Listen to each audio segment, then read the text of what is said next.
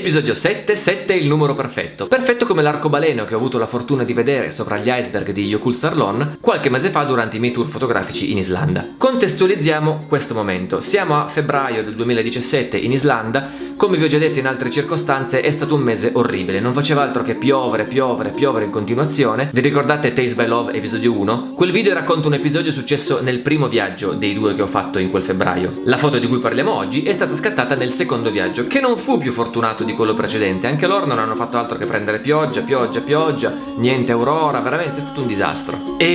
Eppure voi già sapete dove sto andando a parare, perché ve l'ho già detto tante volte che quando le cose vanno male a un certo punto poi vanno bene. La mattina in cui siamo vicino a Jökulsárlón ci svegliamo e c'è un'alba pazzesca. La cosa bella è che non abbiamo dovuto alzarci presto, perché in inverno in Islanda l'alba è alle 9 del mattino, per cui non è che te la devi tanto tirare che ti sei svegliata all'alba per fare una foto. No, era alle 9, quindi eravamo già in piedi da un'ora, fatto colazione, tranquilli. Parliamo della location, del posto. Jökulsárlón è un posto che cambia ogni giorno, perché la composizione di iceberg all'interno della laguna cambia costantemente. Gli iceberg si staccano dal ghiacciaio, arrivano, fanno 2 giri nella laguna e poi prendono la via del mare. Una volta presa la via del mare, tornano sulla spiaggia, per cui c'è questa spiaggia bellissima con tutti i cubetti di ghiaccio sopra. Ora, essendo l'alba, il primo posto dove andare è esattamente la spiaggia, perché il sole sorgendo può andare a colpire gli iceberg e quindi creare degli effetti bellissimi e tutto quanto. La laguna, che sta dietro una piccola collinetta, viene illuminata dopo l'alba, per cui ci saremmo andati dopo. Mentre eravamo su quella spiaggia a fare le foto agli iceberg che venivano colpiti dalle onde, e vi assicuro che c'era una luce assurda, sicuramente la luce più bella che abbia mai visto in quel posto in tutti i miei viaggi, a un certo punto mi giro e alle spalle vedo questo enorme arcobaleno circolare. E ovviamente sapevo che questo arcobaleno circolare stava sopra la laguna piena di iceberg. Ora, la laguna era piena di iceberg in quel momento lì, ma la settimana prima, quando ero venuto con l'altro gruppo, era vuota, completamente deserta, non c'era un iceberg a pagarlo. Per cui sono già due eventi particolari che si combinano insieme, cioè un arcobaleno e la laguna piena di iceberg. Non sono cose che capitano sempre, sono cose che capitano piuttosto raramente e sono occasioni che vanno colte. Ma il problema è che io in quel momento stavo in spiaggia, a circa 5-10 minuti di camminata dal punto in cui si potevano vedere gli iceberg. Non solo, ero anche vestito particolarmente pesante perché siamo in inverno, siamo in Islanda e devi essere preparato al freddo e al vento. Quella mattina non faceva troppo freddo, ci saranno stati 5-6 gradi sopra zero. Ora, chiunque di voi abbia mai visto un arcobaleno sa che non è una cosa che dura per tanto tempo, sono momenti abbastanza fugaci, possono durare 2-3 minuti ma poi spariscono. E questo ovviamente dipende dal modo in cui il sole colpisce le goccioline d'aria in sospensione, tipicamente dopo la pioggia. Così guardo verso l'orizzonte, guardo il sole, guardo le nuvole e cerco di capire più o meno quanto tempo ho a disposizione per poter andare a fare quella foto. C'erano praticamente 2 strati di nuvole, il sole si trovava esattamente in mezzo ai due e nel giro di poco tempo sarebbe andato dietro alle nuvole di sopra, per cui non sarebbe stato più possibile vedere l'arcobaleno. A questo punto la risposta è solamente una: correre, ma correre veramente di brutto. E non importa se hai uno zaino pesante, non importa se sei vestito come un palombaro e che ogni volta che fai un passo perdi 2 kg di sudore. Mi sono letteralmente fiondato dall'altra parte della strada in un punto dove potessi avere una visione sulla laguna e sull'arcobaleno che lo copriva. Dopo 2-3 minuti di corsa affannata arrivo in quel punto dove si potevano vedere tutti gli iceberg e ovviamente tiro fuori la macchina fotografica nel minor tempo possibile, scatto le foto che devo scattare e mi metto in contemplazione. Nel giro di qualche secondo l'arcobaleno è sparito. Questo naturalmente porta a fare le solite considerazioni legate al fatto che anche se le cose vanno male a un certo punto poi possono andare bene all'improvviso, oppure ancora ci può portare a considerazioni del tipo carpe diem, se vedi qualcosa, un'opportunità che puoi cogliere, corri, datti da fare, prendila, sali sul treno prima che parta, ok, tutte queste cose di cui abbiamo già parlato tante volte. Ma in questo caso mi piace portare l'attenzione al momento subito dopo a quello in cui ho scattato la foto, cioè al momento in cui io mi sono seduto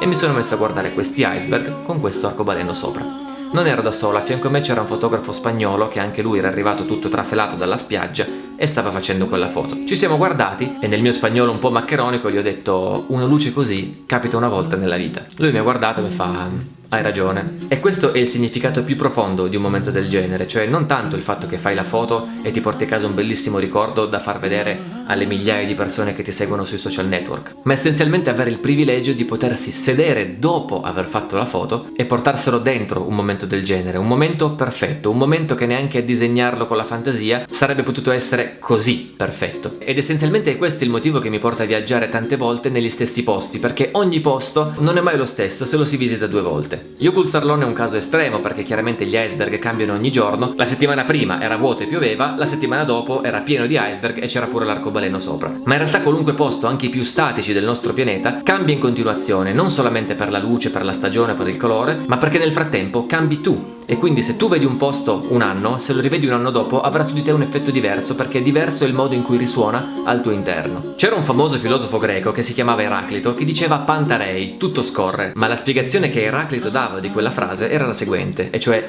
chi si immerge 2 volte nello stesso fiume non riceve mai la stessa acqua. A Jökulsárlón questa frase è più vera che mai, ma vale per qualunque posto del mondo, in qualunque viaggio ci troviamo o vi troviate. Ed essenzialmente è il motivo principale per cui non smettere di viaggiare mai.